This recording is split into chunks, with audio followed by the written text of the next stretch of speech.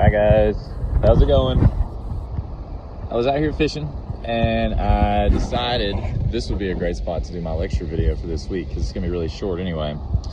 So our topic for this week for contemporary issues is it's about comparing and contrasting folk stories, traditional stories, and history, and how things can get mixed up in interpretation and things like that.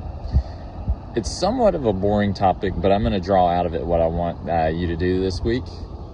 So folk stories, it actually works out good because next weekend is Halloween, okay? And folk stories often involve things like werewolves, vampires, ghosts, things like that.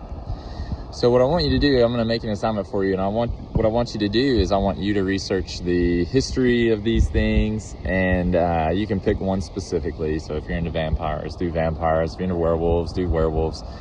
And if you're not into any of that, I'll tell you what you're doing in a second.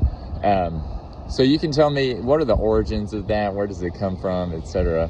And if you're not into that, what I'd rather you do is I want you to look up some interesting folk stories, or maybe something even interesting from history you find a little creepy or spooky. I mean, it's spooky season after all. Now, I know some people don't celebrate Halloween. That's cool. I'm not trying to be like, this is your Halloween assignment. But I mean, in the spirit of the fall, let's do something that's a little bit spooky. It gets dark earlier, it's cold, it's weird outside, so I just thought we'd have some fun.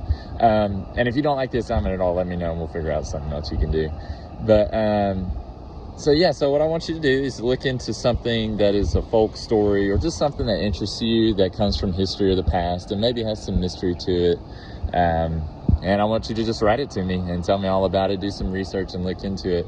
This spot right here is pretty cool because obviously it's on the Stones River, and it's a spot from the Civil War. There was a Civil War battle right in through here, obviously the Battle of Stones River, but there was particular action right here in which Union soldiers on this side had to cross to get to that side, and when they were crossing, they had a major attack, and a guy actually won the Medal of Honor here. So it's pretty cool, some history there. And then I was like, oh, there might be a ghost out here. Oh, spooky season.